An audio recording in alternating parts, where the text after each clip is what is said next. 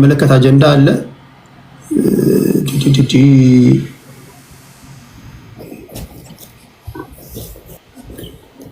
የመጀመሪያው ሰው ቡኖ በደሌ ነው።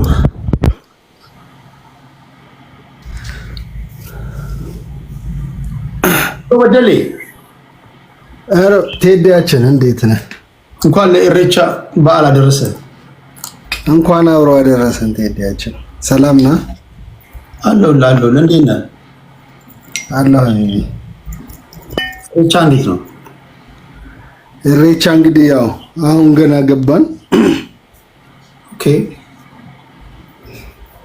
ያው ዛሬ እስከ 1 ሰዓት አካባቢ ነው የገባነው ወደ ቤት። ኦኬ።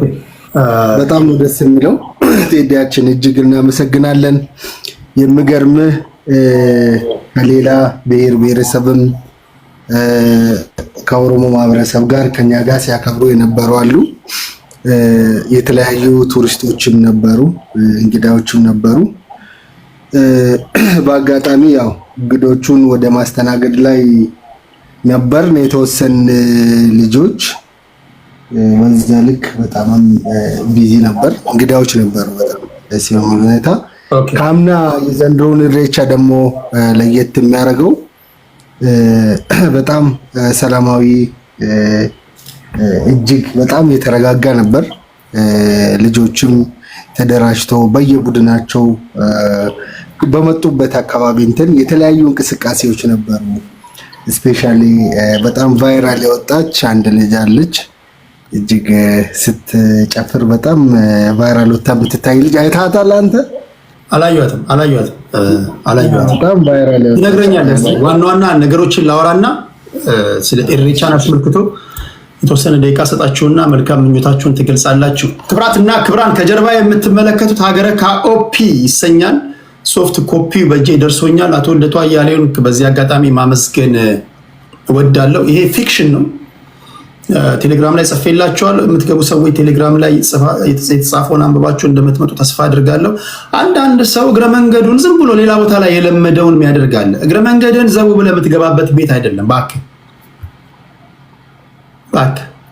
የሚስት ጭቅጨቃ ሲሰለችው ወይ የባልሽ ጭቅጨቃ ሲሰለችሽ ዝም ብለሽ ተሰብስበን አየሽን ከዛ ሪኩዌስት የምትልኪበት ቤት አይደለም። ትሄዳለህ።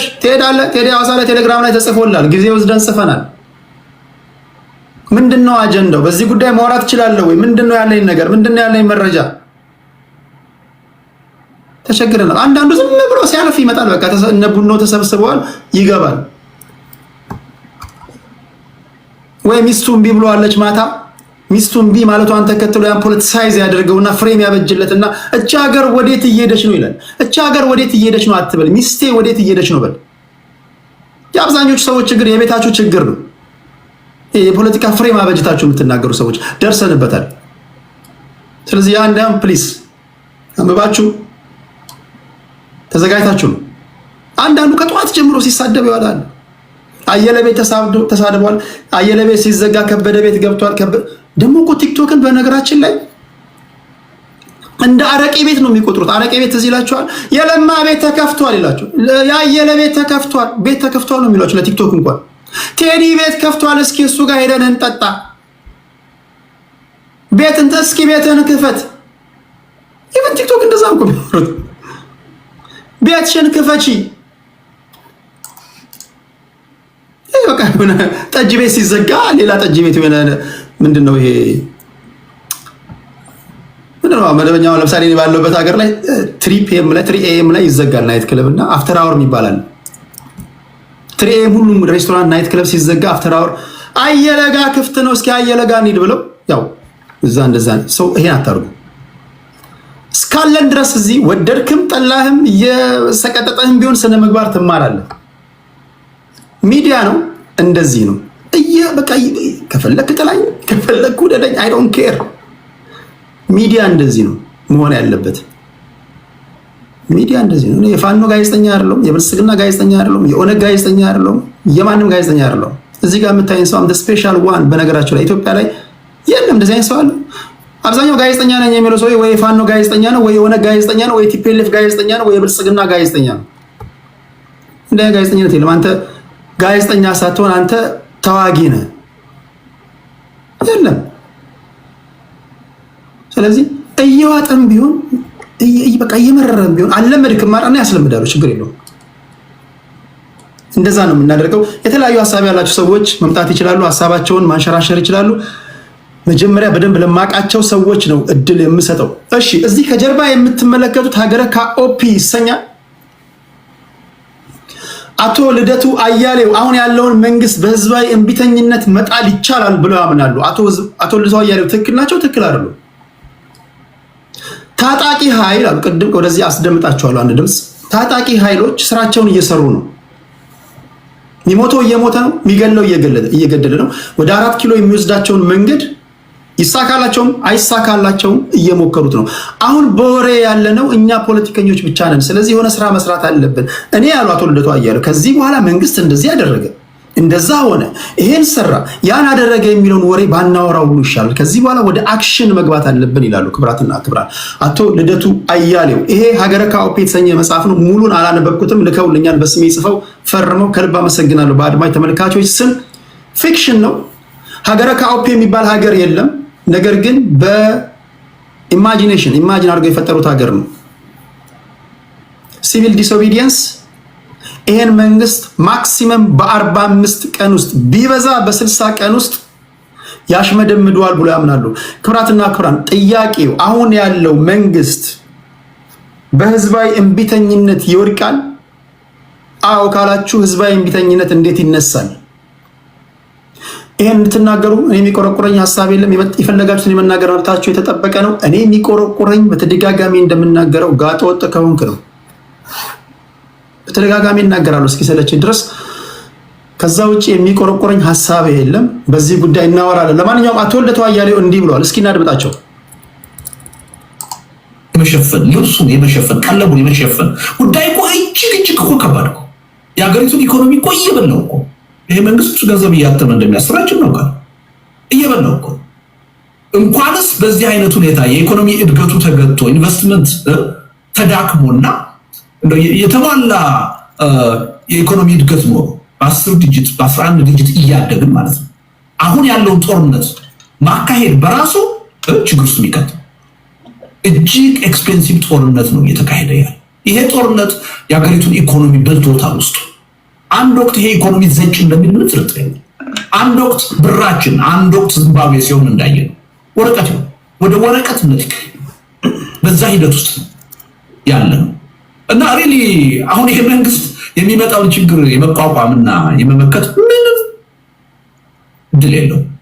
ያችን ትንሽ እድል ያገኘው የመቆየት የመሰንበት እድል ያገኘው በእኛ ድክመት አማራጭ የሆነ የተደራጀ የተባበረ የፖለቲካ ኃይል ኢትዮጵያ ውስጥ ባለመኖር እኛ ነን የፈጠርነው።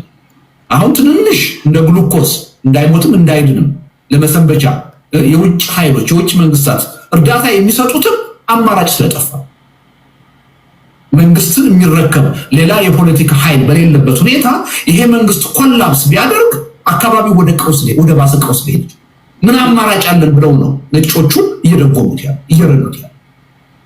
በብዙ አቅጣጫ ካየኸው የዚህ መንግስት የመሰንበት እድል የተፈጠረው በምንም በራሱ ጥንካሬ ሳይሆን በእኛ ድክመት ምክንያት። ይሄን ድክመታችንን በደንብ ተረድተን ነቅተን በፈታን ማግስት ይሄ መንግስት እንኳንስ ሊቋቋም በህልውና ሊቀጥል አይችልም። እኔ በዚህ ምንም ጥርጥር የለኝም። 100% እርግጠኛ የሆነ መተማመን ነው። ይሄን መተማመን እንዴት አድርገን የሁላችንም የጋራ መተማመን እናደርገዋለን? ከፖለቲካ ኤሊቱ አልፎ የህዝቡ መተማመን እንዴት እናደርገዋለን የሚለው ላይ አተኩረን ከሰራ ሪሊ በጣም ቀላል ነው የሚልበት ነው። ይሄ መንግስት ምንም መመከት የሚችል አይደለም። ራቁቱን የቀረ መንግስት ነው። ህዝባዊ መሰረቱን ያጣ መንግስት፣ የተነጠለ መንግስት ነው። በአንድ ግለሰብ ግልብ ግለሰብ የሚመራ መንግስት ነው። ያለምንም ህጋዊ ማዕቀፍ ያለ መዋቅር ይሁንታ በአንድ ግለሰብ እንደተፈለገ የሚመራ መንግስት። ይሄ መንግስት በምንም ተአምር አንዳንድ ሰዎች በስልጣን ላይ መቆየቱን እንደ ትልቅ ብቃት አነናቀው ምናምን ሲሉ ሰማለሁ። ከራሱ ብቃት የመነጨ አይደለም። ሁልጊዜ የዚህን መንግስት በስልጣን ላይ መቀጠል ስናስብ መውቀስ ያለብን በራሳችን ነው ማፈር ያለብን። እንዴት እንዲህ አይነት ደካማ ዋሾ የሆነ ህዝባዊ ተቀባይነት የሌለው መንግስት በስልጣን ላይ እንዲህ ውሎ እንዲያድር ለዓመታት ቻለ ለሚለው ጥያቄ ማንንም ማማረር አንችልም። ራሳችንን ነው መውቀስ ያለብን፣ በራሳችን ነው ማፈር ያለብን። እዚህ ቁጭት ውስጥ ገብተን ይህን ድክመታችንን ከፈጣን በምንም ተአምር የቀናት ጉዳይ ነው፣ የሳምንታት የሚል እምነት ነው ያለው። ትስማማላችሁ አትስማሙም? ጥያቄው አቶ ልደቱ አያሌው ሲናገሩ ሰምታችሁ ከሆነ እኛ ከተስማማን እኛ አንድ ከሆንን የቀናት ጉዳይ ነው። ድምጼ ልጨምር መሰለኝ። ይሄ መንግስት አይቆይም ብሏል። ዋናው ጥያቄ እሷን ዋናው ጥያቄ ስምምነቱ እንዴት ይምጣ ነው። ከተስማማህማ የትኛውንም ነገር ታፈርሳለህ። እንዴት ነው የምትስማማው? እንደምን ቋንቋ ተደበላለቀ? ስምምነቱ እንዴት ነው የጠፋው? አንደኛው አካፋ ይላል፣ አንደኛው እዚህ ጋር ደግሞ ብርጭቆ ይላል። አንደኛው ብርጭቆ ይላል፣ አንደኛው ስለ መኪና ያወራል። አንደኛው በመሳደቡ ብዛት አመልማለ ጉሜ ይጨፍራል፣ ድል ያደረገ ይመስለዋል። ነገር ግን አንድ ኢንች አይራመድም። አንደኛው ደግሞ ተግቶ ይሰራል፣ ቀንና ማታ ይሰራል። ለምሳሌ ፋኖች ይዋጋሉ፣ ደጋፊዎቻቸው በፋኖች ውጊያ ዙሪያ እንኳን አይግባቡ። ኦነግ ይዋጋል፣ ኦነግና ደጋፊዎቹ በኦነግ ጉዳይ ላይ አይግባቡ። ቲፒኤልኤፍ ተዋግቷል፣ ደጋፊዎቻቸው እነሱ እንኳን ሪሌቲቭሊ ይሻላሉ።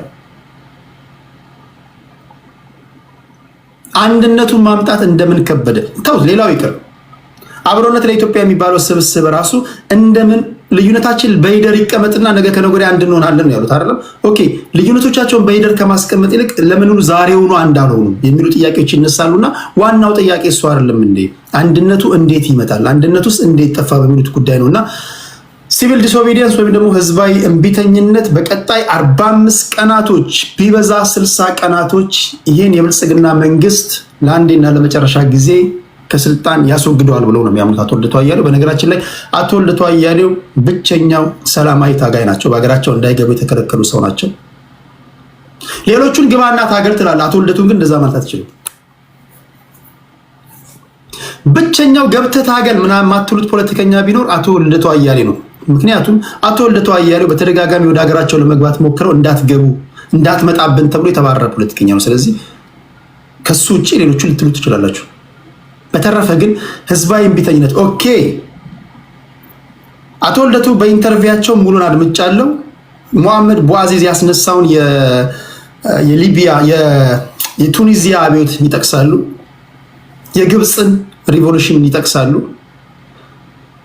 የሊቢያን የሙአመር ጋዳፊን አብዮት ይጠቅሳሉ። እዛ ላይ አቶ ልደቱ አያሌው ቃል በቃል የሚናገሩት ንግግር ምንድነው? የሙሐመድ ቡአዚዝ የቱኒዚያ ላይ ራሱን ያቃጠለው ማለት ነው። የሱ አብዮት በአረቡ ዓለም ተቀጣጥሎ በሊቢያ በቱኒዚያ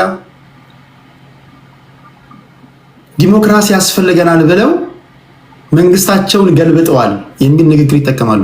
ኦኬ፣ አሁን እንደ አንድ ጤነኛ ሰው መጠየቅ አለባቸው። ኦኬ፣ ሊቢያ ምን ሆነች? እንደውም አቶ ልደቱ አያሌው እዛ ጋር ምን ይጠቅሳሉ? እንዴ ሊቢያ እኮ ወደ ህዝባዊ እምቢተኝነት ከመግባታቸው በፊት በየወሩ ይከፈላቸው ነበር። ኤሌክትሪክ በየቤታቸው በነፃ ይመጣ ነበር። የትምህርት ቤት ክፍያ አይከፍሉም ነበር። ወርሃዊ የዜግነት ክፍያ ይከፈላቸው ነበር። ክብራትና ክብራን፣ አሁን ሊቢያ ከሙአመር ጋዳፊ በኋላ ያለችው ሊቢያ ከሷና ከሙአመር ጋዳፊ ሊቢያ የትኛው ይበልጣል? የሊቢያ አብዮት አሳካ? እሱ ራሱ ኮንስፓይረሲ ነው፣ ሴራ ነው።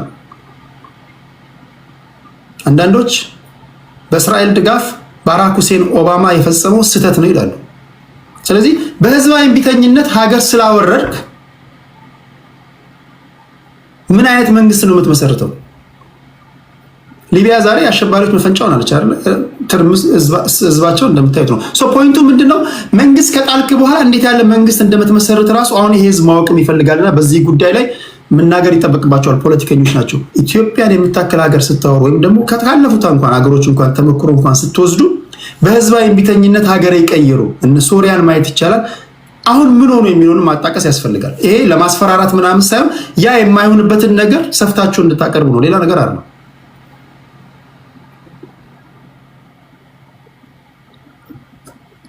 አንዳንዱ ዝም ብሎ በቃ ካልጋ ይነሳና ዝም ብሎ በቃ 4 ኪሎ ንግባ ከዛ በኋላ ምናምን ይላል። ኦኬ 4 ኪሎ ከገባስ በኋላ እኔና ኦነግ በቃ ተስማምተን እየሰራ ነው። ተስማማን አልህ አይደለም እንዴ ይለዋል። አንተ ስላልከኝ አይደለም። በአንተ በፋኖና በኦነግ መካከል ሊታረቅ የሚችል ልዩነት ነው ያለው። በአንተና በቲፒኤልኤፍ መካከል ሊታረቅ የሚችል ልዩነት ነው ያለው። ጦርነት ማለት ያንተ ፈርስት ፕሪንሲፕል ከነሱ ፈርስት ፕሪንሲፕል ጋር ሲቃረን ነው። ሌላ ነገር እኮ የለውም። ያንተ ፈርስት ፕሪንሲፕል ከነሱ ፈርስት ፕሪንሲፕል ጋር አላህ አስፈጠርኳቸው ከምትላቸው አካላት ጋር 100% ይጋጫል። እንዴ ነው የምታስታርቀው? አንዳንድ ሰዎች 4 ኪሎ ከገባ በኋላ ስትደባደብ ልናይ ነው ይላሉ። ስለዚህ ይህን ማስረዳት አለብን። ሱዳን ላይ እንደሆነው የባልቡርሃንና በጀነራል ሐምዳን ዳጋሎ መካከል እንደሆነው ካርቱም ላይ ልትደባደብ አይደለም። መጀመሪያ የቤት ስራን ጨርሰ መምጣት አለብህ የሚሉ ኢትዮጵያውያን አሉ። ለዚህ ምላሽ አለ ወይ ነው የኔ ጥያቄ። ለዚህ ምላሽ አለ ወይ? ዝም ብላ አራግፌ ሊድ ምናምን የምትለው ስሜት አይደለም፣ አገር ነው። ይሰማል። በዛ አውድ ነው የምናወራው ለማለት ያለው። ግን አቶ ልደቱ አያሌው ካሉ ፖለቲከኞች በጣም ክብር የሚገባቸው ፖለቲከኛ ናቸው። ምክንያቱም አቶ ልደቱ አያሌው ቢያንስ ይጽፋሉ፣ ይናገራሉ፣ ይሞግታሉ። ሀገር ቤት አቶ ልደቱ አያሌው ለምን ሀገር ቤት ይሄ መንግስት ለምን እንደከለከላቸው አላውቅም። በዚህ ጉዳይ የመንግስት ሰዎች እናንተ ምላሽ መስጠት አለባችሁ። የሆነ ሆኖ ከጀርባ የምታዩት ሀገረ ካኦፒ የልብ ወለድ መጽሐፍ ነው። መግዛት ለማትችሉ ሰዎች እንደዚሁ በነፃ ሰጣለሁ ብሏል። ለኔ ለቴዲ አዋሳ ብቻ ብለው ለሶስተኛ ወገን የማይተላለፍ ብለው ስለሰጡኝ የሚዲያ ሰው የጋዜጠኝነት ተቀዳሚ ተግባሩ የሰዎችን ሚስጥር መጠበቅ ስለሆነ ለማናችሁም ሼር ማድረግ አልችልም። ምክንያቱም የተሰጠኝ ለኔ ብቻ ነው። ነገር ግን አቅም ለሌላችሁ ሰዎች ይሄን ስፖንሰር ማድረግ እንፈልጋለን ለምትሉ ሰዎች ካላችሁ አቶ ልደቱ አያሌውን ኮንታክት አድርጓቸውና ስፖንሰር አድርጉና በነፃ ልናከፋፈል እንችላለን ብለዋል። መግዛት ለምትችሉም ደግሞ መግዛት ትችላላችሁ ብለዋል። ለማንኛውም ለመፈረጅም ለመደገፍም ደግሞ ማንበብ ያስፈልጋል ለማለት ያህል ነው።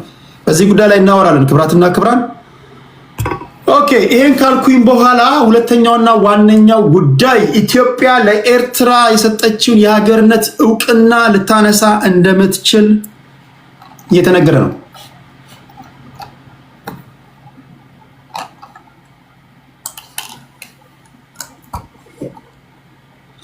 ምን ማለት ነው? ሀገራት ሀገር ከመሆናቸው በፊት የሚጠበቅባቸውን ነገር እንዳላሟሉ በታሰበ ጊዜ ወይም ደግሞ በተረጋገጠ ጊዜ የሀገርነት እውቅና የማንሳት ሙሉ መብት እንዳላቸው የዩኤን አንቀጾችን ጠቅሰው የኢትዮጵያ ሰዎችም ተናግረዋል። ገለልተኛ ጋዜጦችም ጽፎ እያስነበቡ ነው። እናንተ ምን ትላላችሁ ነው?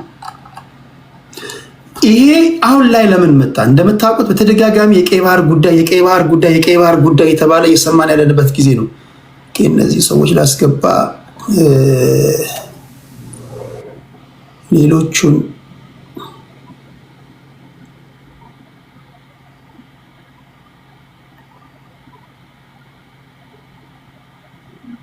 ኦኬ።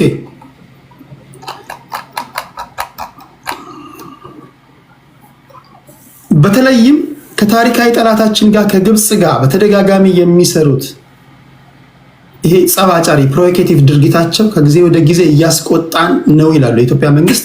በዚህ የተነሳ እያጤንን ነው። ለኤርትራ የሰጠነውን የሀገርነት እውቅና በመንግስት ኦፊሻል የተነገረ ንግግር ባይሆንም እንዲህ ያሉ ወሬዎች በስፋት የተነገሩ ነው። እናንተ ምን ትላላችሁ? ይህን ጉዳይ አስመልክቶ ጠቅላይ ሚኒስትር አብይ አህመድ በተለይ የኢሬቻን በዓል አስመልክቶ ባስተላለፉት መልእክት ወደ ቀይ ባህር ለመጠጋት የምናደርገውን እንቅስቃሴ አብዛኞቹ የዓለም ሀገራት እየደገፉን ነው ይላሉ።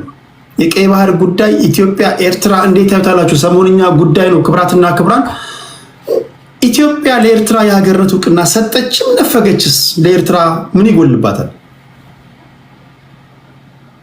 ለምሳሌ የታይዋንን ጉዳይ ያነሳሉ፣ የሶማሊያን ጉዳይ ያነሳሉ፣ የምስራቅ ጀርመንን ጉዳይ ያነሳሉ። ኦኬ፣ የኢትዮጵያ መንግስት ተነሳና ኤርትራን ከዚህ በኋላ ኦኬ የሀገርነት እውቅና ቢነፍጋት ኤርትራውያን ምንድነው የሚጎልባቸው? ወይም ደግሞ የኤርትራ መንግስት ምንድነው? እናንተ ምናልባት የተገለጠላችሁ ነገር ካለ እዚህ ጋር 3 ነጥቦች አሉ። ይሄን ልናገርና ወደ እናንተ ልግባ። የመጀመሪያው ነገር ኤርትራ አንድ ሀገር ለመባል የሚያስፈልጓትን መሰረታዊ መስፈርቶች ማሟላት ተስኗታል ይላል። ሁለተኛ፣ በማባራው የግዳጅ ውትድርናና ጭቆና ምክንያት በሚሊዮኖች የሚቆጠሩ ዜጎቿ በተለይም ወጣቶች ሀገሪቷን ጥለው እየተሰደዱ ነው፣ ወደኛ እየመጡ ነው። ነው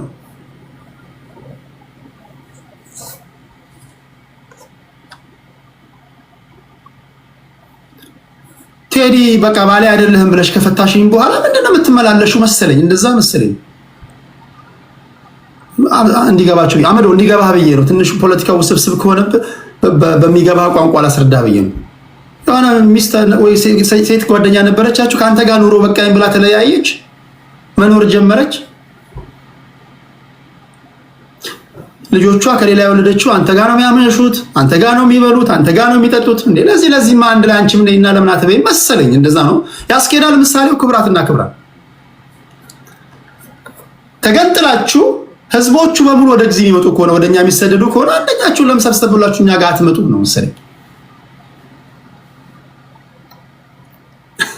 ነው። እንደዛ ነው እየመጡ ነው ይመጣሉ ወደኛ። አይ ዶንት ኖ እናንተ ትናገራላችሁ። ኢትዮጵያውያን ወደዛ ነው የሚሰደዱት፣ ኢትዮጵያውያን ከዛ ወደዚህ ነው፣ ኤርትራውያን ከዛ ወደዚህ ነው የሚመጡት። ይሄን እናወራለን። ስናወራ ለኤርትራውያን ፖለቲካውን ነው የምናወራው። ኤርትራውያን ስትመጡ ሀገሬን ታከብራለህ፣ ተመጣጣኙ ሀገር ትከበራለች። ይሰማል። ሀገሬና ህዝቤን ታከብራለህ፣ ተመጣጣኙን ታገኛለህ። በዛ አውድ ነው የምናወራው።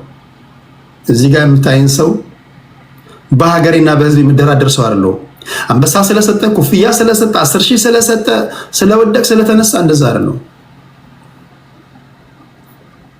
ሶስተኛው ሀገሪቱ በህገ መንግስት የማትመራ ከ1993 ዓ.ም ጀምሮ አንድም ምርጫ ያላካሄደችና ተጠያቂነት የሌለው ወታደራዊ አገዛዝ የሰፈነባት መሆኑ ይታወቃል። ስለዚህ እነዚህ ነገሮች እንደማመራቸው የሰብአዊ መብት ተቋማቶች የሚያወጧቸው ሪፖርቶች አሉ። ከፍተኛ የሆነ የሰብአዊ መብት ጥሰት እንዳለ ይናገራሉ። ሞስት ፍራጃይል ስቴት እንደሆነች ነው የሚነገረው። ከሞላ ጎደል ኢንዴክስ ውስጥ አለች። ከፍተኛ ስጋት አለ። በቃ በፍራጃይል ኢንዴክስ ውስጥ ይሄ ወደ መፍረስ የተቃረቡ ያሉ ሀገራት መካከል። ስለዚህ ለዚህ የሀገርነት እውቅና አንሰጥም ነው የሚለው። በዚህ ጉዳይ ላይ ኤርትራውያን ምን ትላላችሁ? ለእናንተ ቦታ ተዋለው ራሳችሁን እንድትከላከሉ ከኢትዮጵያውያን ጋር እንድትከራከሩ ለማድረግ ያህል ነው። ይሄን ነው ምለው። ታፕ ላደረጋችሁ፣ ኮፒ ሊንክ ሼር ባደረጋችሁ በሙሉ ልባዊ ምስጋና ይድረሳችሁ። ለአንዴና ለመጨረሻ ጊዜ አዳዲስ ሰዎች ከመጣችሁ ፕሊስ ጋጠወጥ ከሆንክ እንዳትመጣ ተናግሬያለሁ። ይሄን የምናገረው ሳዋርድህ መስመር ስላሌለኝ ነው። ጋጠወጥ ከሆንክ ለራስህ ክብር ከሌለ ባለጌ ከሆንክ እንዳትመጣ፣ ሪኩዌስት እንዳትልክ። እዚህ ስትልክ በጨዋ ቋንቋ የምታወራ ለራስህ ክብር ያለ ሌላውን የምታከብር አንተም ስትከበር ደስ የሚልህ እንደሆንክ እርግጠኛ ሁን። ሰምታችሁኛል ብዬ አስባለሁ። ከልብ ነው ማመሰግነው። ሁላችሁንም እንኳን ደህና መጣችሁ ብያለሁ። ቡኖ በደሌ፣ ሞቲ፣ ዋንጋሪ፣ ራስ ደጀን እና ቅድስት እንዴት ነው? ሁሉ ሰላም ነው ወይ? ምን አዳዲስ ነገሮች አሉ? ሁለት ደቂቃ ልስጣችሁና እሬታ አስመልክቶ የሆነች ነገር በሉና ወደ ፖለቲካዊ ጉዳዮች እንሄዳለን። ሌላ ማስታወቂያ አለ። ሌላ የፊታችን ማክሰኞ አንድ የሃይማኖት ሰዎች እንደዚሁ ጠይቀውኛል።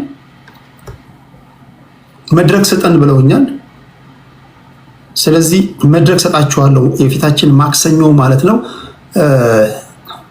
ተሐድሶ ነን ይላሉ። አይዶ ተሐድሶ የሚባል ሃይማኖት ተሐድሶዎች ነን ብለዋል። መድረክ ስጠንና ፕሊዝ ለሁሉም ሰጥተሃል። ፌር ነኝ ብለህ የምታስብ ከሆነ ለእኛም ስጠንና ጥያቄ ካለ እንመልስ ብለዋል። ለነሱ የፊታችን ማክሰኞ በህይወት ብንኖር እንደዚሁ መድረክ ሰጣለሁ። በ10 በአይነትም በይዘትም ለየት ያለ ትልቅ የእግዚአብሔር ሰዎች ይመጣሉ። ሁለቱ እድሜ ጠገብ ናቸው። በአሕዛብም በመንፈሳዊ ሰዎችም የሚወደዱ ሰዎች ናቸው። ይዘምራሉ፣ ቃል ያካፍላሉ። መንፈሳዊ ሰዎች ናቸው። እነዚህ ማን ናቸው? ወደ እናንተ የማቀርብ ይሆናል። አይ ዶንት ቲንክ በማህበራዊ ሚዲያ ወይም በየትኛው ሚዲያ ላይ ሁለቱ አንድ ላይ ተገናኝተው ቀርበው የሚያውቁ አይመስለኝም። በ10 እነማን ናቸው አሳውቃችኋለሁ። ቴዲ ሐዋሳ የቴሌግራም ቻናሌ ነው። እዛ ላይ ቤተሰብ ሁኑ። ከዚህ ጋር በተያያዘ ሌላው ማስታወቂያ፣ እንደሚታወቀው በሰሜን አሜሪካ ብዙ የሐዋሳ ልጆች አላችሁ። ሰብሰብ በሉ የሚል መልእክት አስተላልፍልን ብለዋል። የሐዋሳ ልጆች አላችሁ ወይ? ቴዲ ሐዋሳ የቴሌግራም ቻናል ላይ ካላችሁ እዛ ላይ ስልክ ቁጥር አስቀምጫለሁ፣ አለን በሉ። ወይ ቴሌግራም ወይም ደግሞ የዋትስአፕ ግሩፕ አለ። እንወያያለን፣ እንነጋገራለን፣ እንጠያየቃለን ነው የሚሉት እነሱ። እኔም አለው ምንም እንኳ የሌላ ሀገር ተወላጅ በሆንም ቅሉ ሐዋሳ የሚል ስም ስለያዝኩኝ ስለጋበዙኝ ከልብ አመሰግናለሁ። እዛ ላይ ተቀደም ስልኩን ለአንዴና ለመጨረሻ ጊዜ ለመግለጽ ያህል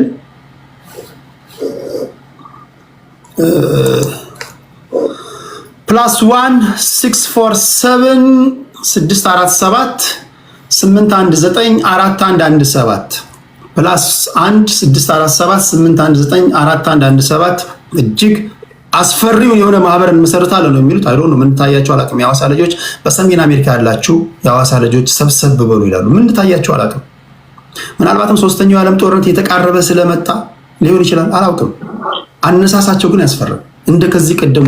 ስለዚህ አለን ትላላችሁ የሐዋሳ ልጆች ሰብሰብ በሉ የሚል ሜሴጅ ነው የመጣው።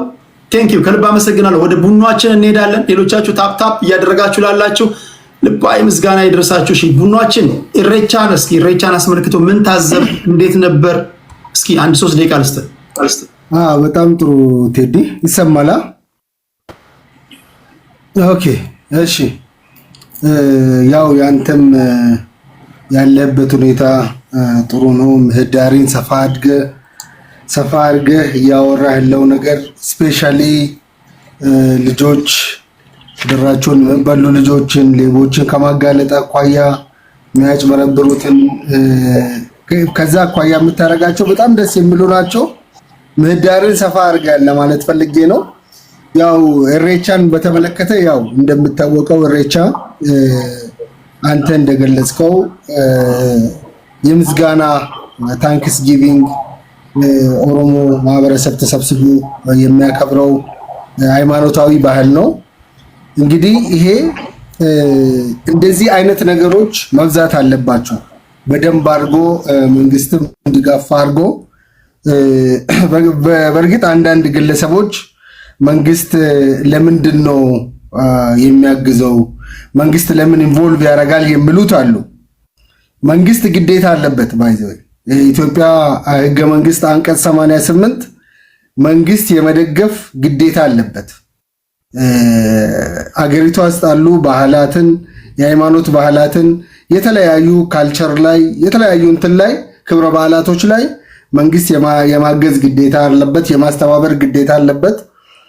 በዚሁ መሰረት እንደዚህ አይነት ቱባ ባህላቶችን ላይ በደንብ ማሳተፍ፣ ህዝቡን አንድ ማድረግ ከአማራም ከኦሮሞም ሁሉም እንደዚህ ተሰብስበው አንድ ሲሆን ሀገራዊ ማንነቱ ይሄ ናሽናል አይደንቲቲውን በደንብ እያወቀ ስለሚሄድ እጅግ በጣም ነው የሚጠቅመው። የሚገርም የቢሾፍቱም የሆረ ፊንፊኔም በሚገርም ሁኔታ በደማቅ ሁኔታ ነበር ያለፈው ተከብሮ። የተለያዩ ባህላዊ ትዕይንቶች ነበሩ። የተለያዩ ከተለያየ ቦታ ኦሮሚያ እንግዲህ ሰፊ ነው፣ እንደ ስፋቱ የተለያዩ አለባበሶች ነበሩ። እነዛ እንግዲህ በዛ ልክ አእምሮ አሸብርቆ ነበር የቀረበው። በሰላም ወጥቶ በሰላም ፈጣሪውን አመስግኖ እንግዲህ ከጥቁሩ ከክረምቱ ከጭቃው እንኳን በሰላም ወደ በጋው አወጣን፣ ከጨለማ ወደ ብርሃኑ እንኳን በሰላም አወጣን ብሎ ፈጣሪያቸውን አመስግነው እኛም እንደ ባህሉን አብረን ሼር አድርገን የተለያዩ ኮንሰርቶች ነበሩ። እነዛ ኮንሰርት ላይ ታደመን። አክቹአሊ እኔ ቢዚ ነበርኩኝ፣ እንግዳዎች ነበሩ። እነዛ እንግዶችን ማስተናገድ ላይ ነበር። እነሱን ጋይድ የማድረግ እነሱን የማስተናገድ ጉዳይ ላይ ቢዚ ነበርኩኝ እና በጣም ደስ በሚል ሁኔታ ነው ቴዲያችን ያለፈው። በድጋሚ እንኳን ለኢሬቻ ባህል በሰላም አደረሳችሁ ነው ብለው አመሰግናለሁ። ሞቲ ቴዲ ቪዲዮ ልክፈት? አይ ለዚህ እንትን አላስቀድም፣ ችግር የለውም ካልተመቸ እንዲሁ ማውራት። አይ አዲስ ስለሆንኩም ያው ብዙም አይደለውም፣ ለዛ ነው እንትን ያልኩት እንጂ ፍራቻ ምናምን አይደለም። ልከፍትም እችላለሁ። አሪፍ ነው። ለማንኛውም በጣም አመሰግናለሁ ስላስገባኝ፣ በጣም ደስ ብሎኛል። በነገራችን ላይ ያው አንተ ቤት ብዙ ጊዜ እናዳምጣለን። እንግዲህ ብዙ ነገሮችን ከዚህ እንማራለን፣ እንሰማለን፣ እንሄዳለን። ያው ዛሬ ደግሞ በጣም አምሮባል። በነገራችን ላይ ያው ኮመንቶችን ሳይ ትንሽ እንግዲህ ቻለው እንትን እያሉ ነው እና አመሰግናለሁ ለማለት ፈልጋለሁ። ኢሬቻ እንግዲህ ደስ በሚል ሁኔታ አልፏል። ያው ብዙ ብሔር ብሔረሰቦች ተሰብስቦ አብሮ ከኦሮሞ ማህበረሰብ ጋር እያሳለፈ ነበር፣ እያከበረ ነበር። ደስ የሚል ነው። ከመከባበር ጋር እንደዚህ እንትን ሲሆን ደስ ይላል። እንዲሁም ደግሞ ያው ኢሬቻ እንትን ሲያደርጉት የነበሩትም አሉ። መንግስትም ደግሞ ይሄንን በዓል ለምንድን ነው የሚደግፈው ብሎ እንትን ያሉትም አሉ። እሱ እንደምንም ብሎ አልፏል። ግን በኢሬቻ ቀን አንድ የተፈጠረ ችግር አለ። ያንን ችግር ለመናገር ይፈቀድልኝ? ይቻላል። እሺ ትናንትና በኢሬቻ በሚከበርበት በደስታ ቀን ወሎ ውስጥ የሃይማኖቱን ጉዳይ ነው። አዎ የሃይማኖቱን ጉዳይ እሱን በፖለቲካ ነክ ጉዳዮች ላይ ሃይማኖት ስለማላወያይ እሱን ለፈው ሃይማኖተኞች ይነጋገሩ። የኔ ህግ ስለሆነ ነው። ፖለቲከኞች ጉዳይ ሊያካቱ ሲሉ ሰምቻለሁ ዜናው፣ ግን ከፖለቲካ ጋር አልደባለቀውም። እንደ ህግ ያስኩት ነገር ስለሆነ ገብቶኛል ለማለት የፈለከው እለፈው። እሺ ቴዲሻ በጣም አመሰግናለሁ። እኔ ጥብቁ ነገር የገባውበት ነገር ይሄ ነበር እና አመሰግናለሁ። በቃ ችግር የለውም። ሌላ ጊዜ እዚህ አጀንዳ ሲከፈት እንድታስገባኝ በአክብሮት እጠይቃለሁ። አመሰግናለሁ። እሺ ከልብ አመሰግናለሁ። በፖለቲካ ነክ ጉዳዮች ላይ እንደምታውቁት ያው ሁላችሁም ታውቃላችሁ፣ ሃይማኖት ነክ ጉዳዮች ሃይማኖት ራሱን በቻለ መልኩ በሃይማኖት ሰዎች ነው መተንተን ያለበት የሚል እምነት ስላለን ፖለቲካ ውስጥ ከቀላቀል ነው ፖለቲከኞች የተለያዩ ሴራዎችን ሊሰሩ ክፍት ስለሚሆን ወዳልተፈለገ ነገር እንዳይሄድ ብዬ ነው እንጂ የከለከልኩት። ነገሩ ለውይይት መቅረብ አለበት ብዬ አስባለሁ። ግን በሃይማኖት ሰዎች ቢሆን የሚል እምነት አለኝ። ቴንክ ዩ ሞቲ ዋንጋሪ፣ እንዴት ነህ? ሰላም ቴዶ፣ ቴንክ ዩ ለመልካም ምኞትህ። ግን አንድ ቴሌግራም ላይ የለጠፍከው ነገር አበሳጨኝና ምንድን ነው ያልኩት? እንዴት ለአንድ ወር ብቻ ለሳምንት ይሆናል አልክም? ቅድስት ይቅርታ አድርግልኝ፣ ነገረኛ ነው። ቴሌግራም ላይ የሆነ ነገር በውስጥ ነው። ለአንድ ወር ሳይሆን ለሳምንት ይሆንልን የሚል አቤታ ነው የማቀርበው። ለሳምንት ይሁን። ለማንኛውም ኮሜንት ሳነብ ነበርና ቴዲ ወረመመ እያሉ ወረሞ ሆነ እያሉ ነውና እንግዲህ ይለይልህ። አባገራዳ ብለናል። አባገራዳ ማለት የሰላም አባት ማለት ነው። የሰላም አባት ማለት ነው። የምትታገለው ለሰላም ነው ሁሉ ጊዜ። ስለዚህ አባገራዳ ብለናል። የፈለገው ይምጣ። እንግዲህ ከስሪያ ኮሜንት ነው እንግዲህ ኢሬቻን በሚመለከት ማረሚያ ቡኖ በደሌ አንቀጽ አሳስተሃል። አንቀጽ 88 አለ፣ አንቀጽ 91 ነው። መንግስት የማንኛውንም ብሔር ብሔረሰቦች ባህል የማሳደግ የማገዝ ግዴታ አለበት በአንቀጽ 91። በዚሁ አግባብ ኢሬቻም በእርግጥ ሃይማኖታዊ ይዘትም አለው ካልቸራል ይዘትም አለው ብሎ ጠቅሶ በባህልና ቱሪዝም ሚኒስቴር ኦብጀክቲቭ ላይ በግልጽ ተቀምጧል። በካልቸራል አስፔክቱ የሚታገዝ መሆኑን አስቀምጧል። ሃይማኖታዊ ቢሆን ችግር የለውም። ዋሂድ ለምሳሌ የሐረሪ ክልል ብሔር የእምነት ልምምድ ነው፣ ግን ባህልና ቱሪዝም ያግዛል፣ በገንዘብ ያግዛል፣ ይደጉማል። እንደዚህ ነገሮችን ህዝብ የሚሰበስቡ ነገሮችን መደገፍ ነው ያለብን። ይሄ አስተሳሰብ በአውሮፓም አለ። በአውሮፓም ለምሳሌ ሃሎዊን ዴይ ምናምን ዴይ የግድ የነሱን ማምሰል በነሱም ካልተጠራ ካልተባለ በስተቀር የሰይጣን ፊት ማስክ አድርገው ሰይጣንን ገደልነው ወደፊት ሰላማችን ነው ብሎ የሚጠቀሱ በርካታ በናሽናል ደረጃ የሚደገፉ ባህላቶች አሉ። ወደዚህ ወደ ግራንዳ ማገር ከሄድን ክሮፕከት የሚባል ባህል አለ። ለምሳሌ ክሮፕከት እህሉን የመኸሩን እንዳጨዱ የሰላም ያርገው የበረከት ያርገው ብለው የሚከበሩ ህዝቦች እንደ ህዝብ የሚገናኙባቸው የራሳቸው ክብረ በዓል አለና ኢሬቻም እንግዲህ ኢሬቻ ፈጣሪ የምታመሰግንበት የተጣላ የሚታረቅበት ነው። በእርግጥ የኛ ሀገር ያው ኢሬቻን እያከበሩ የሚጣሉ ሰዎች አሉ። በጣም የሚያሳዝን ነገር ነው። አንዳንድ ጊዜ ስለ በዓሉ እንወቅ። ለምሳሌ እንደ ቴዲ አለባበስ በእውነት ባለባበስ በጣም ነው የቀናሁት። ኢሬቻ ላይ ነበርክ እንዴ ቴዲ? ወይስ ካናዳ ይከበራል ኢሬቻ ሳናቀው ነገደ ማንኪያ ነኝ እያልክ ኦሮሞ ሆነሃል? እንዴት ነው አለባበስ ያምራል። በአለባበሳቸው፣ በጨዋታቸው፣ በዳንሳቸው፣ የምግብ አቅርቦታቸው ከሩቅ የመጡ የተለያዩ ጎሳዎች የሚተዋወቁበት አውድ ነውና እንደዚህ አይነት ከልቸሮችን ማዳበር ነው ያለብን። ለምሳሌ በዩኔስኮ እንዲመዘገብ ማድረግ ባይዘው ዩኔስኮ ለምሳሌ የጥምቀት በዓልን ያግዛል። ክብረ በዓልን አዘጋጅትን በገንዘብ ይረዳል። የመስቀልን ይረዳል። ሃይማኖታዊ ልምምድ ነው፣ ሃይማኖታዊ ተግባራ ነው። ግን በቅርስነት ተይዞ እሴቱ ይፈለጋል። ህዝብን የሚያቀራርብ በጣም በርካታ ሰዎችን በአንድ አሳሰብ የሚያቀራርብ ነውና ኢሬቻም ምስጋና ነው ለፈጣሪ ምስጋና እስከተባለ ድረስ ለባለቤቱ ተውለት። ባህል የሚሆነው እምነት የሚሆነው ለባለቤቱ ተውለትና ከቻላችሁ አብራችሁ ቅድም ቴዲ እንዳልከው እንኳን አብሮ አደረሰን፣ ካልቻላችሁ ደግሞ እንኳን አደረሳችሁ ብንባባልበት ነው የተሻለ የሚሆነው። እንደዚህ ነው የምናድገው። በዛ ማዶ አሸንዳ ሲከበር፣ አሸንድዬ ሶለሌ ሲከበር ሁላችንም የራሳችን አድርገነው የኢኮኖሚ ምንጫችንን እናድርገው፣ እንሰልጥንበት፣ እንዘምንበት። በተቻለ መጠን ያልዘመነ ፓርቲ ካለ ደግሞ እናሳድገው በሚለው ኮንስትራክቲቭ አገር የሚገነባው እንደዚህ ነው። መንግስትንም ያላግባብ መውቀስ ተገቢ አይደለም። አንዳንድ ፖለቲከኞች ሊያጋንኑት ይችሉ ይሆናል። ነገር ግን እንደዚህ አይነት ነገሮችን አቅርቦ ነው አወያይቶ ማህበረሰብን አጫዋውቶ እና ለዓለምም ይሄ ሁላ ሚሊዮን ህዝብ ወጥቶ አዲስ አበባ ኮሽ ሳይል ቢሾፍቱ ኮሽ ሳይል መተላለፉ ራሱን የቻለ እንትን ነውና ነጮች የሚያደንቁት ነጮች የሚያከብሩት እርስ በርስ እንደናነቅ ግድ የለም። አበሾች ላክ የምናደርገው ነገር መደናነቅ ነውና እንደናነቅ። ኢሬቻን አስመልክቶ ክብረ በዓል ስላዘጋጀ አንተም ራስህ በጣም ቴንኪው ተባረክ። አባገራዳ የሚለው ስም ግን ይጽደቅልኝ፣ ቮት ይደረግልኝ። ቅድስቴ ከተቀበለችው ማንም አይቃወምም። ክብረት ይስጥልኝ። ስንት ሰው ከፈቀደ ነው የሚጸድቀው? ጫን ከፈቀደች ይጸድቃል። ኦኬ። የሴት ድምጽ አረ ሲንቄናት ከፈቀደች ይቻላል። ኦኬ። እሺ ቴንክ ዩ ከልብ አመሰግናለሁ። ወደ ዋና ፖለቲካዊ ጉዳዮች አልሄድንም። ይሄ የኢሬቻ በዓልን አስመልክቶ እንኳን ለኢሬቻ በዓል አደረሳችሁ፣ ኢሬቻ እንዴት ነበር እያልን ለሶስት ደቂቃ ለሁሉም ፖለቲከኞች እድል እየሰጠው ነው። ምን ታዘባችሁ፣ እንዴት ነበር የሚለው።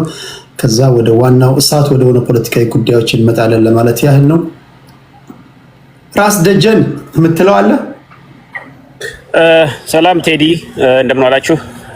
በመጀመሪያ የኢሬቻን ባህል ለምታከብሩ ወይም ላከበራችሁ የኦሮሞ ኢትዮጵያን እህት ወንድሞቼ እንኳን ለኢሬቻ በዓል አደረሳችሁ ላለው። ኢሬቻ በኦሮሞ ሕዝብ ዘንድ ዛሬ ሳይሆን ከዚህ በፊትም አንዳንድ ዶክመንቶችን ለማየት እንደሞከርኩት በ19ኛው ዞሮ አካባቢ በ19 የነበሩ አንዳንድ ፎቶግራፎችን ለማየት ሞክሬያለሁና ኢሬቻ የኦሮሞ ሕዝብ ለረጅም ዘመናት ሲያከብረው የነበረው ፈጣሪውን የሚያመሰግንበት ባህል እንደሆነ በታሪክ አንዳንድ ዶክመንቶችን ለማየት እንደሞከርኩት አይቻለሁ። ሌላው ስነ ስርዓቱ በጣም ደስ የሚል የኦሮሞ ሕዝብ ባህሉን ማንነቱን ያስተዋወቀበት ነው።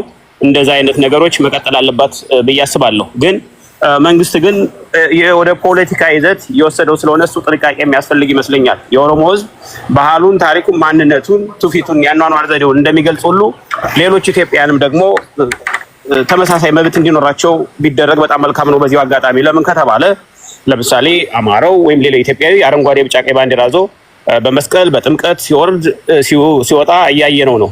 ባንዲራ እዛ አትወጣም አረንጓዴ፣ ቢጫ፣ ቀይ እየተባለ እየተቀማ ልብሶቻቸው ሳይቀር አረንጓዴ፣ ቢጫ፣ ቀይ ያለበት ልብስ እየተቀሙ ያየንበት ሁኔታ አለ። ስለዚህ እኔ ሰፊው የኦሮሞ ሕዝብ ለኢትዮጵያ ለዳር ድንበሯ ለአንድነቷ የተዋደቀ በረጅሙ የኢትዮጵያ ታሪክ ከፍተኛ ጀብዶችን የሰራ የኢትዮጵያ እምብርት ነው። በቃ ምንም ጥያቄ የለውም። ይህን ሕዝብ ለምን ኢሬቻን አከበረ እንደዚህ ሆነ ምናምን የማለት አቅሙም ሞራሉም የለኝም። ለምን ኦሮሞ የኢትዮጵያ ባክቦን ነው። በቃ ይህንን ሕዝብ የሚያከብረውን ባህልና ታሪክ በጣም በጣም አደንቃለሁ፣ እንደ አንድ ኢትዮጵያዊ የአማራ ተወላጅ ማለት ነው። እኔ ፋኖ ደጋፊ ነኝ፣ ያው እንደምታውቀው። ግን እኛ ፋኖች የኦሮሞን ባህል እናከብራለን። ትውፊቱን፣ ታሪኩን፣ አናኗሩን፣ የአመጋገብ ዘዴውን፣ የአለባበስ ዘዴውን ምንም እኛ ከኦሮሞ ሕዝብ ጋር አንዳች ልዩነት የለንም። ምንም አንቃወም ማለት ነው። ግን እኛ አማራዎች ጥምቀት ስንወጣ መንግስት ሌሎችን እድል እንደሰጠው ሁሉ እኛም የምንፈልገውን ሰንደቅ ይዘን መውጣት አለብን። የምንፈልገውን አለባበስ መልበስ አለብን። የምንፈልገውን ነገር ማድረግ አለብን። ስለዚህ መንግስት መድሮ እያደረገ ነው። እሱን ነገር በደንብ ሁሉም ሰው የሚያየው ነው። ኢትዮጵያ ውስጥ ከአንገት ላይ የሚደረጉ ከእጅ የሚደረጉ ቀሚስ ሳይቀር ፌዴራል ፖሊስ ተመድቦ እያንዳንዱ ቦታ ኬላ ዘርግቶ እሱን ነገር እየቀማ ነው። ለምሳሌ ቴዲ አንተ ያደረከው ልብስ ልክ ወንድሞቼ እንዳሉት እጅግ በጣም ደስ ይላል። የኦሮሞ የጋዳም ሰንደቅ ወይም ባንዲራ ምልክት ያደረክበት ነው። እሱን ለምሳሌ የኦሮሞ ወጣቶች በልብሳቸው አጊጠውት ለብሰው ፎጣ አድርገውት የተለያየ ነገር አድርገውት ባህሉን በሚገባ ነው ያደመቁት። ሌሎች ኢትዮጵያውያንም አረንጓዴ ቢጫ ቀይ እንደዚህ አድርገው ሲወጡ ለምንድን ነው ስርዓቱ ሁሉንም ኢትዮጵያን በኩልነት ማያይ የሚል እሳቤ አለኝ። ከዛ በተረፈ በድጋሜ የኦሮሞ እህት ወንድሞቼ እንዲሁም ሌሎች ኢትዮጵያውያን ኢሬቻ አከበራችሁ እንኳን አደረሳችሁ ማለት ነው የምፈልገው። ቴንክ ዩ ራስ ቅድስታችን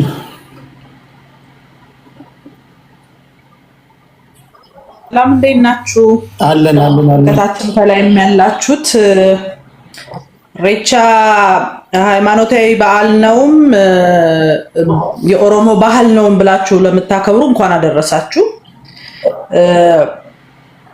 ኢሬቻ ኢትዮጵያ ውስጥ መከበሩ ሴሬሞኒ መኖሩ ምናምኑ ይሄ የግለሰቦች እና የቡድኖች መብት ስለሆነ እኔ እዛ ላይ መብቱ ነው፣ ማንም ሰው ማክበር አለበት፣ ትክክል ነው፣ እምነቱን ማሳየት አለበት።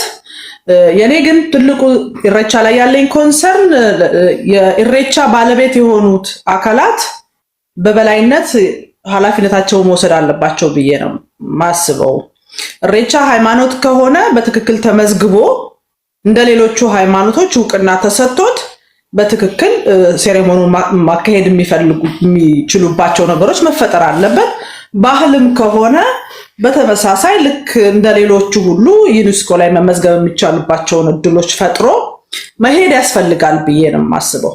ትልቁ ራስ ምታታችን ግን ስቴቱ ራሱ ነው ኢሬቻን ስፖንሰር የሚያደርገው ከሌሎች በተለየ ሁኔታ ማለት ነው። አንዳንድ ነገሮች ከህግ ውጪ ትምህርት ቤቶች ይዘጋሉ፣ ስራ ይቆማል። ከዛ በየአካባቢው ያለው ባለሀብት ወደ ከተማው ለሚገባው እንግዳ ገንዘብ እያዋጣ ክፍለ ከተሞች በሙሉ ትዕዛዝ ተሰጥቷቸው ወርደው እህል ውሃ የሚያቀርቡባቸው ድንኳኖች ጥለው የሚቀበሉባቸው እና ኢትዮጵያ ውስጥ ካሉ የባህሎችም ይሁን ሃይማኖታዊ ስርዓቶች በተለየ ሁኔታ የሚደረግባቸው አይነት ሂደቶች አሉና እኔ ከዚህ ውስጥ መንግስት እጁን ማውጣት አለበት ብዬ ነው የማምነው። መንግስት ቅድምና ዋንጋሪ ሲጠቅሱት እንደነበረው የብሔር ብሔረሰቦችን ባህል፣ ሃይማኖት፣ እምነትና ሌሎች ነገሮችን የማክበር እንዲከበሩ የማድረግ ድጋፍ የማድረግ የመጠበቅ ኃላፊነት አለበት እንጂ በዋናነት ደጋሽ አይደለም። ለዚህ ነው ብዙዎች እነሱና ተረኝነት ኢትዮጵያ ውስጥ አለ ብለው ሲናገሩ ማሳያዎች አንዱን ማሳያ የሚያደርጉት ኢሬቻ ነው። እርግጥ ነው እኔ ፖለቲካዊ ይዘት እንደተሰራበት ኢሬቻ ይታወቃል። ቀደም ሲል በ27ቱ ዓመት የኢህአዴግ ዓመት በተለይ ኢትዮጵያ ውስጥ ያለው ፖለቲካ አፋኝ ስለነበረና ወጥተህ በአደባባይ ተቃውሞህን ማቅረብ ስለማትችል እና ደግሞ ኢህአዴግን መጣል የሚፈልገው ውስጥ ያለው ኃይል ቀዳዳ ማግኘት ይፈልግ ስለነበረ ኢሬቻ ላይ የኦሮሞ ልጆች ተሰብስበው ኦሮሞዎች ብቻ አልነበሩም። በነገራችን ላይ ያኔ ዳውን ወያኔ የተባለ ጊዜ የነበሩት ከመላ ሀገሪቱ ተሰብስበው የነበሩ በውስጥ ያሉት ኦህዴዶችም በዛ አማራ ክልልም አካባቢ ያለውና ይሄ መሀል አካባቢ ላይ ያለው ውስጥ ያለው ፖለቲከኛ የሰሩትም ስራ ጭምር ስለነበረ እዛ ላይ መጥተው ሰዎች ተቃውሟቸውን እንዲገልጹ በእንጉርጉሮ እንዲናገሩት እና እድሉን የማመቻቸትና ያንን መድረክ የመጠቀም ነገሮች ነበሩ። ተጠቅመውበትም በደንብ ተቃውሞ ምናምን ታይቶበታል። እንትኑ ሃይማኖታዊ ስርዓቱን ተገን በማድረግ ያ ግን አሁንም አልተለቀቀም ነው። ምክንያቱም የዘንድሮ በጣም ይሻላል። ብዙ አላቅም ቪዲዮዎችን ሳይ እንግዲህ ብዙ መጥፎ ነገር አላየሁኝም።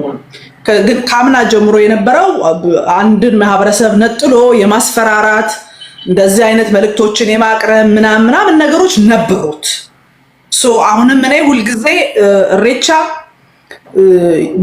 በየዓመቱ የሚታዩት አዳዲስ ነገሮች ባህሉ ቢያድግ ለቱሪስት መስህብ ነው።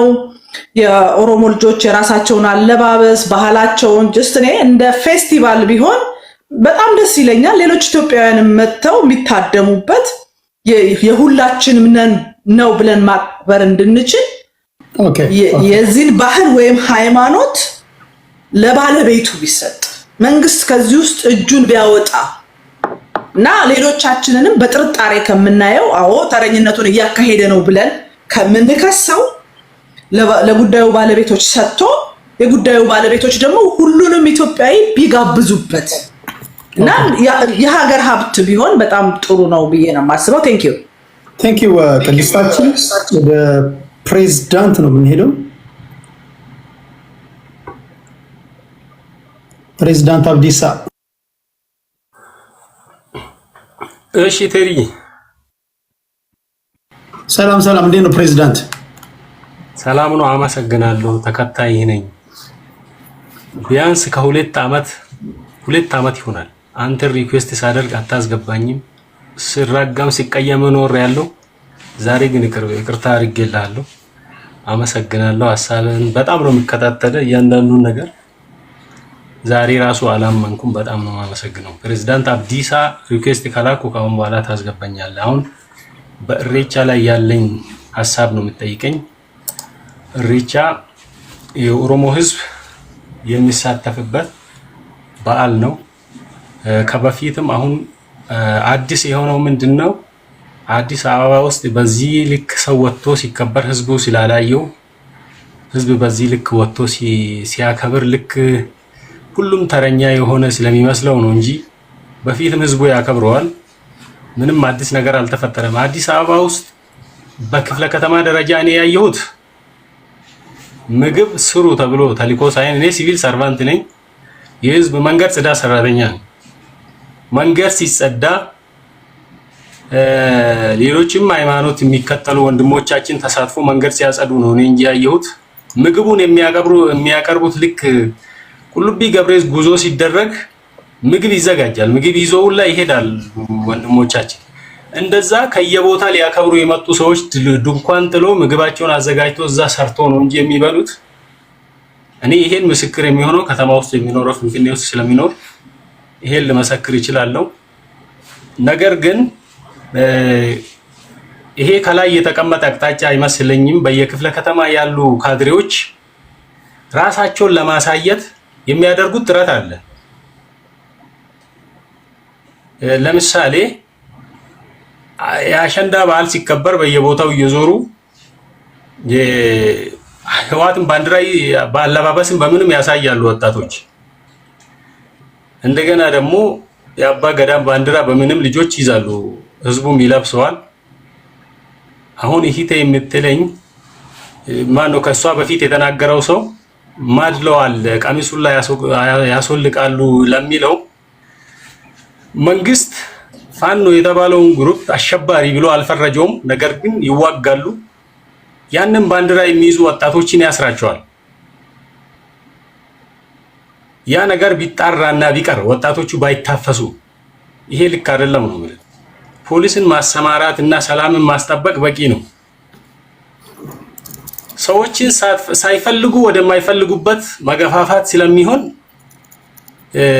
ያ ሰው የፈለገውን እንዲያደርግ ባይከለከሉ፣ ቤተ እምነት አካባቢም ፖሊስ ሰላም ካስከበረ ከጠበቀ በቂ ነው። መረበሽ ማፈስ ባይኖር ይሄም ባይነኝ። በአገራችን ላይ እኔ ለምሳሌ ኦሮሞ ነኝ። የትኛውም ብሔር ብሔረሰብና ህዝቦች በሚገባቸው ልክ ሰላማቸውን አግኝቶ የትም ቦታ ላይ ተንቀሳቅሶ ሰርቶ በሰላም እንዲገቡ ፈልጋለሁ። እኔ ልጆች አሉኝ፣ 2 ልጆች አሉኝ።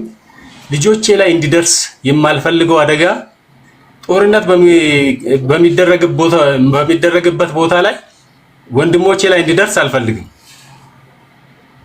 ይሄን ደግሞ ቀጥታ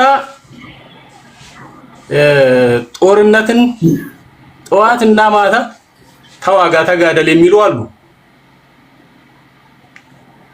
ከመንግስት ደጋፊ መስሎ ዋስትና ያስያዙት ግን ክላሽ ታጥቆ የሄደው ወታደር ነው። ያ ወታደር ቢሸነፍና መጨረሻ ላይ የሆነ ነገር ችግር ቢፈጠር መውጫቸውን ነው የሚያዘጋጁት። እነዚህ ካድሬዎች አይበጁትም፣ ሰላምን አይሰብኩም። ሌላው ደግሞ ከውጪ ቁጭ ብለው ጦርነትን የሚያውጁ የሰው ስም አልጠቅስም ብዬ ነው። ብዙዎች አሉ ተፋለሙ ተዋጉ የሚሉት ልጆቻቸውን አይልኩም አይፋለሙም። እሳት የሚጨብጡት ሀገር ውስጥ ባሉት ዜጎች እጅ ነው። ሰላም እንመኝ ለሀገራችን። ኦኬ አመሰግናለሁ። ቴዲ ከልብ አመሰግናለሁ። ፕሬዝዳንት አብዲሳ ወደ ጸጋይ እንሄዳለን። ጸጋይ የአማራው ፋኖ። ሰላም ቴዲ እንዴት ናችሁ? ሰላም ነው አለን አለን። እሺ መጀመሪያ እንኳን አደረሳችሁ ለኢሬቻ በዓል። ያው እኔ የበዓሉ እንትን አይደለሁም፣ የእምነቱም የእንትኑም ተካፋይ አይደለሁም። ነገር ግን የብዙሃንን እንትን አከብራለሁ።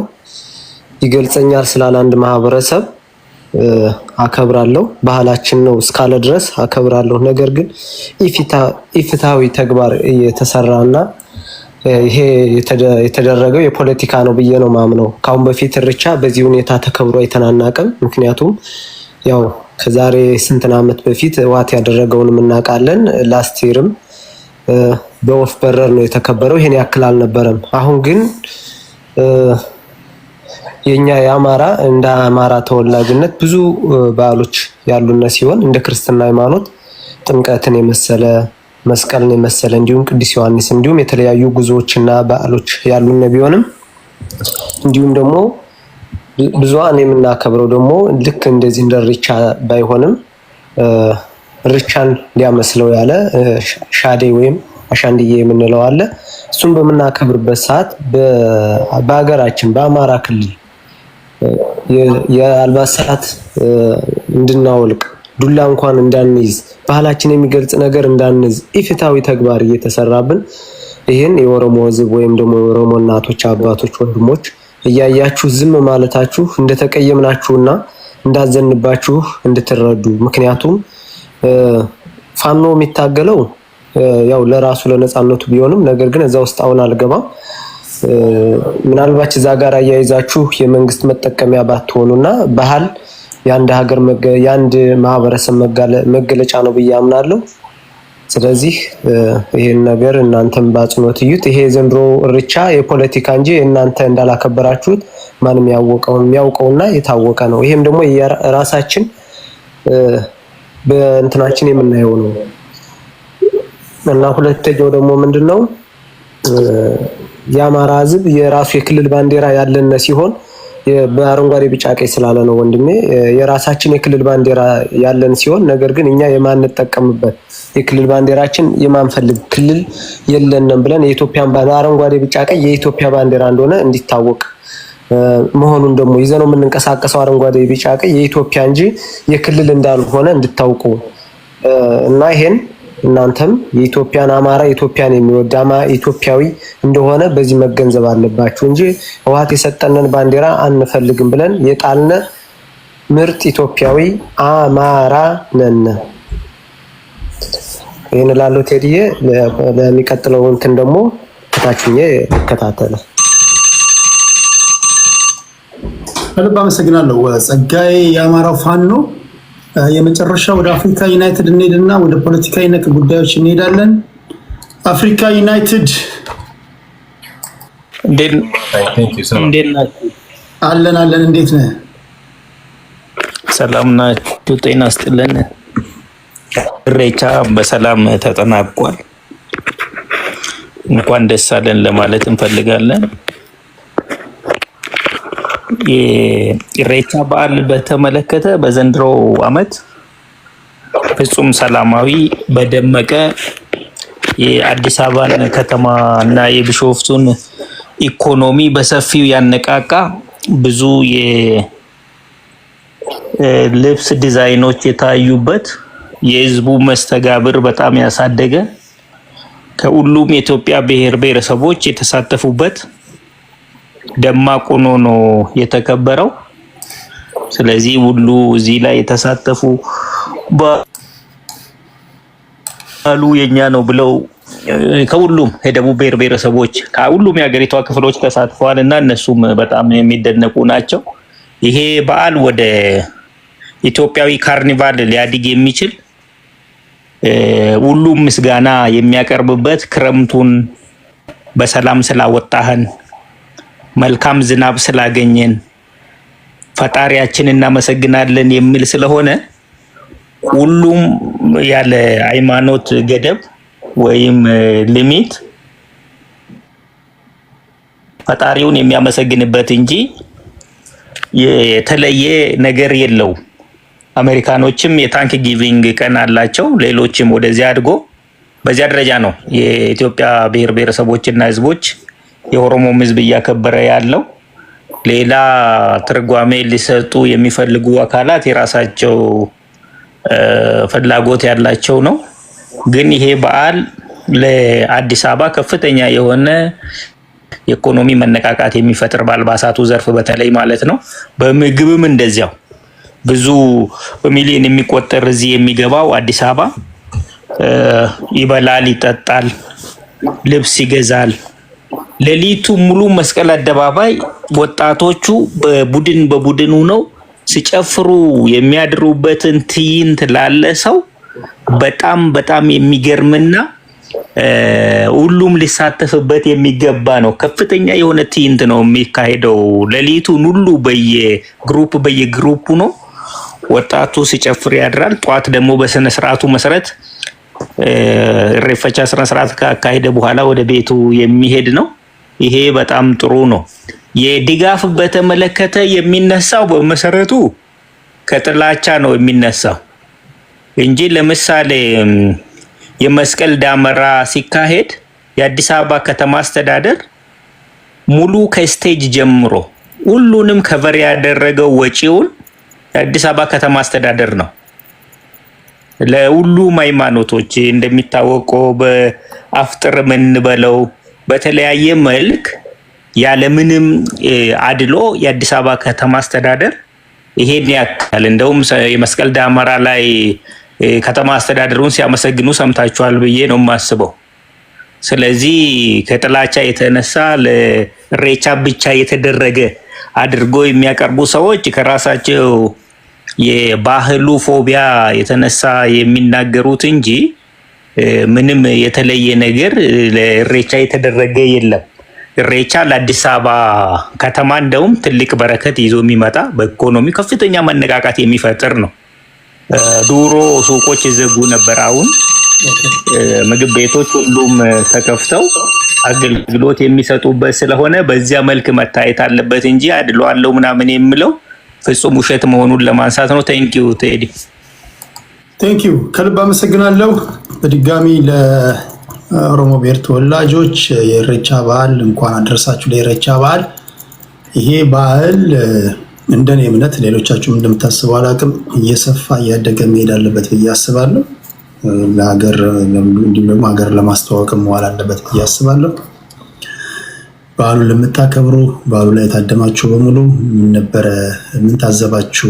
ኢሬቻ እንዴት ነበር የሚል ጥያቄ ነው እያቀረብኩ ያለሁት። ወደ ፖለቲካዊ ነክ ጉዳዮች ከመሄዳችን በፊት አፄ ዘርዓ ያዕቆብን እንስማና ከዛ ወደ ፖለቲካዊ ነክ ጉዳዮች እንሄዳለን።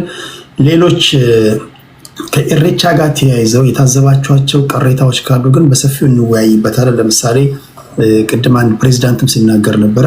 ያያችኋቸው ነገሮች ካሉ ይሄ ማዋከብ፣ ማሰር፣ እንደዚህ ባንዲራ መንቀል ምናምን እንደዚህ ነገሮችን ካያችሁ እኔ የሁሉም ድምፅ እንደመሆኔ መጠን እንዲህ ያሉ ነገሮችን ወደ መድረክ እንድታመጡ ፈቅዳለሁ። ከዛ ደግሞ ምላሽ የሚሰጡ ደግሞ እዛው በቦታ የነበሩ ሰዎች እነሱ ምላሽ ይሰጣሉ። እንደዛ ነው የምናደርገው። ከግራም ከቀኝም ትሰማላችሁ። የመጨረሻውን ፍርድ ደግሞ የምትሰጡት እናንተ ናችሁ። አድማጭ ተመልካቾቻችን ማዕከብረው በመፍራትና በመንቀጥቀጥ ለስሜታችሁ የምጠነቀቀው ለእናንተ ነው፣ ለአድማጭ ተመልካቾቼ። አፄ ዘርዓ ያዕቆብ እሺ ምን ትላለህ አንተስ? የሆነ ቦታ አስቸጋሪ ቦታ ስላለው ነው። ግን እኔ ልክ ስወርድ አኪላን በእኔ ቦታ ብተካው አንድ እኔ ቴዲ ያው ሃይማኖት ነው በብዛት የሚሉት፣ አንዳንድ ደግሞ ባህላዊ ነው የሚሉት። ሃይማኖት ለሆኑት እንኳን አደረሳችሁ።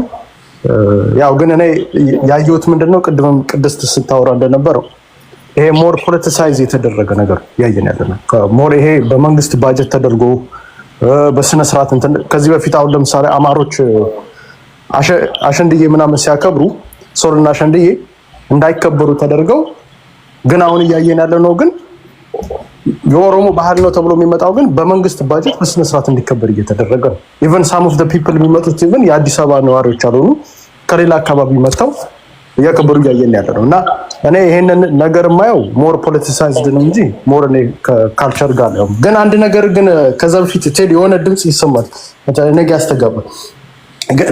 አንዴ ከቸር የሆነ ነገር ግን የማየው ምንድነው ቴዲ ኢሬቻ ከመምጣቱ በፊት የማያቸው ነገሮች አሉ። አሁን ለምሳሌ አንተ ምንድነው የምታየው ካልከኝ ያለፈው አመት ልክ እንደዚሁ አመት ሳማው የልጆች መጥፋት ሞር ኢሬቻ ጋር ሲመጣ እናያለን። ጀስሪም በአሁን አመትም እያየን ያለ ነው። ሞር ሲሚላር ነገሮች እንደዛ እያየን ነው። አሁን ለምሳሌ ትናንትና እንደውም በዚህ ፕሮግራም ስሰራ ነበር በአንድ ሳምንት ከግማሽ ውስጥ ኦልሞስት ከ26 በላይ ህጻን ልጆች ሳማው አዲስ አበባ ውስጥ የጠፉበት እያየን ያለ ነው። እና እኔ ሞር ይሄንን ከጀርባ ሌላ አምልኮአዊ ነገር ሁላ አለው ብዬ ነው የማስበው። ግን ያው በኋላ በስነ ስርዓት ይከፍ እንደዚህ አይነት ነገሮች አቁሙ። ይሄ ያልተረጋገጠ ነገር ኖ የተረጋገጠ ሰው እኔ ሳሎን ቡኖ በደሌ ራሱ ኖ አይ አግኖሌጅ ያደረገው ነገር ስለሆነ